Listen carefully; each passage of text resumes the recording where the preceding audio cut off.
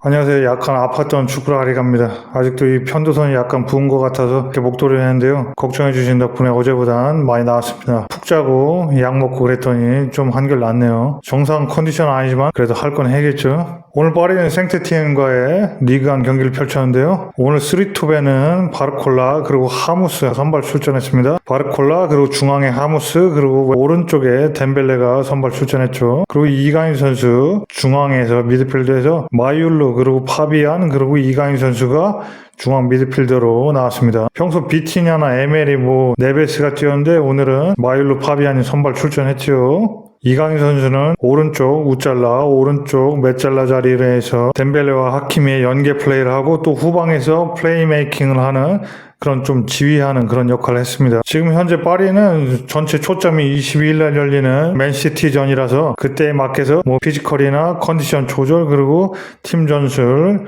선수 테스트 등을 다 하고 있는 겁니다. 3일 뒤에는 또 컵드 프랑스 컵 대회 또 오브리그 약체팀과의 경기가 있거든요. 그 경기에서 또 이제 비티냐, 네베스 또 에메리를 쓸 수도 있겠죠. 그렇게 선수단 전체를 조절하면서 22일 날 열릴 그 맨시티와의 절체절명의 경기를 지금 차곡차곡 준비하고 있는 겁니다. 아무튼 그렇게 해서 스리토에 바르콜라 하무스 덴벨레 나왔고요. 중앙에 마이올루 파비안 그리고 이강인 선수가 오른쪽 메잘라 위치로 나왔습니다. 초반 경기는 준비를 굉장히 잘하고 나온 생테티엔에 고전하는 파리 생테티엔이 의외로 굉장히 전반 15분가량을 우위를 점했습니다. 호르넬란이라는 새로운 감독이 부임했는데요. 이 북유럽 출신이죠. 생테티엔을 탄탄한 팀으로 앞으로 잘 만들 것 같습니다. 그 정도로 굉장히 호평을 내릴 만큼 생테티엔에서 좋은 초반을 보여줬습니다. 그렇게 파리가 계속 밀려서는데요. 뜬금없이 여기서 골이 터집니다. 덴벨레 골이요. 한 번의 역습으로 골이 들어가는데요. 여기서 우리 이강인 선수가 드디어 시즌 3호 어시스트를 해냅니다. 목이 안 좋은데 살짝 소리를 높이니까 목이 아프네요. 아무튼 3호 어시스트를 해냅니다. 굉장히 2호 어시스트 12월 18일 날 모나코전에서 나왔었죠. 그때 코너킥 올리는 걸 하무스가 헤딩으로 넣었었는데요.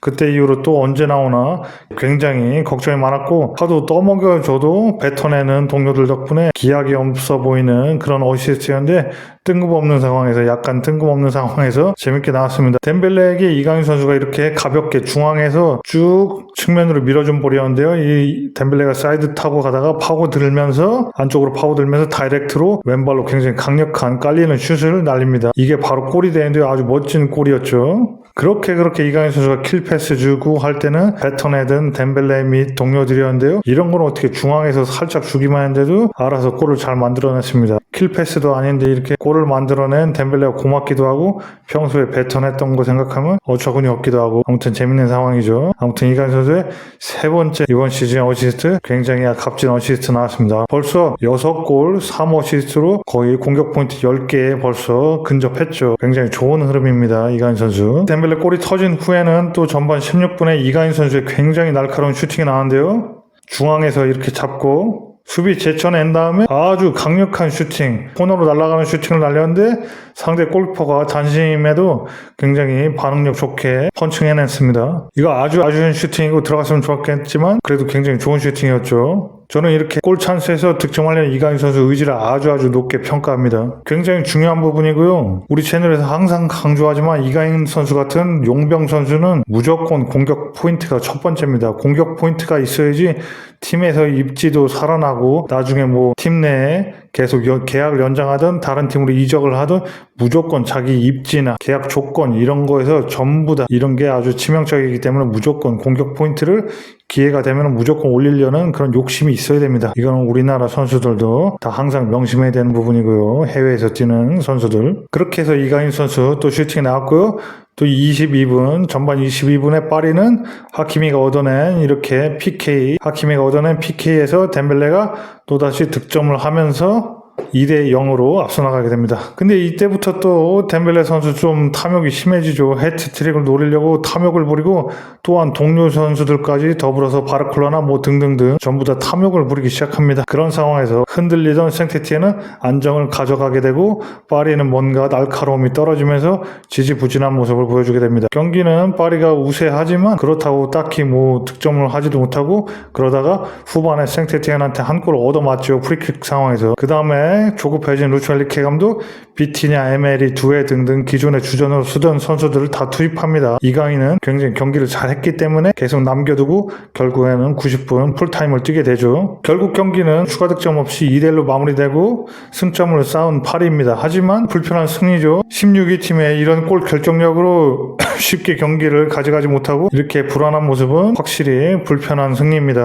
반면에 이강인 선수 개인적으로는 오늘 3호 어시스트를 또 쌓고 공격 포인트가 거의 10개 이제 근접하고 있고요. 오늘 오른쪽에서 연계 역할도 충실하는 동시에 또 수비 역할도 굉장히 충실해줬고 중앙으로 이렇게 살짝 내려와서 또 중앙에서 조율해주는 전반적으로 팀을 조율해주는 플레이메이킹 역할을 했습니다. 그러면서 이렇게 방향 전환하는 패스 오른쪽에서 왼쪽으로 넓게 벌려주는 방향 전환 패스를 해주면서 바르콜라나 이렇게 여타 선수들에게 굉장히 연결해주는 롱패스 역할도 굉장히 좋아 보였습니다. 이렇게 히트맵에서 잘 나온데요. 평소에 오른쪽 측면에 몰렸던 거에 비해서 이번에는 전체적인 경기장 전체에서 뛰는 모습이 많죠. 그리고 후방으로 내려와서 중앙에 있는 모습도 확인할 수 있고요. 평소와 이렇게 다른 모습도 확실히 히트맵에서 강조가 됩니다. 그렇게 해서 또한 패스 성공률 94%, 키패스가 무려 7개나 있었고 이렇게 롱패스도 굉장히 여러 번 날렸는데도 전부 다 성공할 정도로 롱패스, 방향 전환, 이렇게 리드하는 중앙에서 조율하는 역할도 완벽했습니다. 그래서 이런 활약을 바탕으로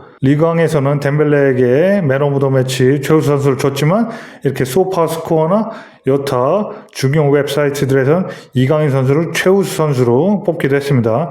플레이 오브 더 매치 경기 최우수 선수죠. 이렇게 이강인 선수를 최우수 선수로 뽑은 곳도 굉장히 많았습니다. 자, 그럼 여기서 엘리케 감독의 인터뷰를 살짝 들어보겠습니다. 자, 인터뷰 전에 짤막한 PSG 파리의 이적 소식을 잠깐 살펴보면요. 아센시오가 이번에 겨울에 나갈 수도 있는데요. 영국의 아스톤 빌라로 나갈 수도 있다고 합니다. 그리고 흐비차 크바라츠켈리아 나폴리의 굉장히 왼쪽 윙 좋은 선수죠. 이 선수 항상 파리가 영입하려고 했는데 더 가까워졌냐 그런 질문에 나폴리 감독이 이 흐비차가 나폴리를 떠나고 싶다고 공식적으로 요청한 것을 인정했습니다. 인터뷰에서. 이런 부분을 인정하는 것은 보통 확실하게 거의 떠날 걸로 보일 때 이 소속팀의 감독이 인정하는데요. 이 정도 했으면 벌써 단장이나 구단 내부적으로 흐비차가 떠난 걸 승인을 했다 이렇게 보여줍니다. 그래서 PSG 발이 굉장히 가까워졌다고 이렇게 보는 게 맞는 것 같습니다. 올 것 같고요. 그리고 오늘 사실 경기에서도 이강인 선수가 계속 오른쪽 윙으로 쪘었는데 갑자기 오른쪽 메잘라로 이렇게 미드필드에서 쪘거든요. 그 부분이 왜 그러냐면은 흐비차가 온다면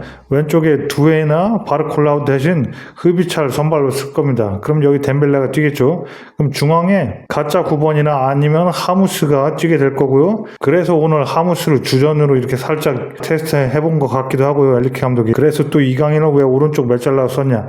이렇게 양쪽 양윙이 흐비차 덴벨레가 확실하고 중앙에 9번을 누군가를 쓴다면 이강인 선수는 이제 오른쪽 윙이 아니라 덴벨레가 오른쪽 윙이 확실하니까 이강인은 이제 오른쪽 메잘라 미드필더로 앞으로 기용해 보려고 하는 거 아니냐. 그런 엘리케 감독의 포석이 아니냐. 그렇게 보여지는 게 또 사실입니다. 그럼 9번 자리에서는 하무스나 데질의 두에가 이제 또 경쟁을 하게 되겠고 바르콜라는 왼쪽에서 흐비차의 백업이 될 거고요. 오른쪽 윙은 덴벨레고 이강인 선수는 이제 오른쪽 윙이 아니라 오른쪽 메잘라 오른쪽 미드필더로 이렇게 나설 확률이 더 커지는 거죠. 그런 심산에서 엘리케 감독이 오늘 경기에서 이강인을 평소에 오른쪽 윙이 아니라 내려서 미드필더로 쓰지 않아 그런 보관으로 보인다. 그렇게 보는 게 합리적인 견해라고 할 수 있겠습니다. 네, 이렇게 PSG 파리의 이적 소식 잠깐 살펴봤고요.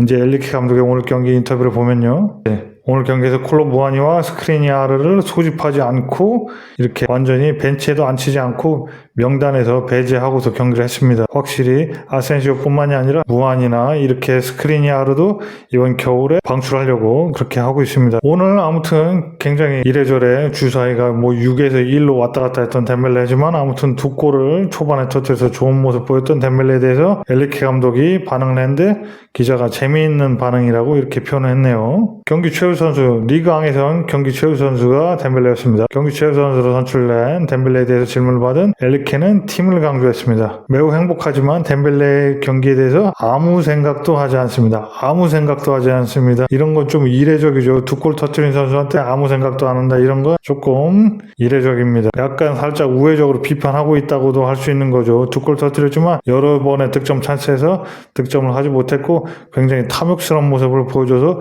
주사 1인 경우도 굉장히 많았기 때문에 그런 걸 우회적으로 비판한 걸 수도 있습니다. 그러면서 이어가서 우리는 모든 선수들과 함께 플레이하는 팀입니다.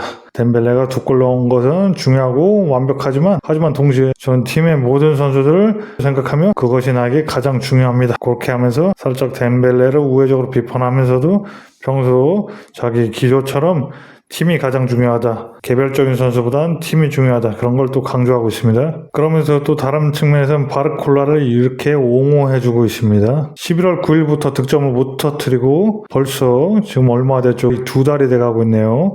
침묵을 유지하고 있는 브래들리 바르콜라를 변호했습니다. 기술적인 문제가 아니라 자신감입니다. 그건 제가 선수들에게 전달하려고 하는 것입니다.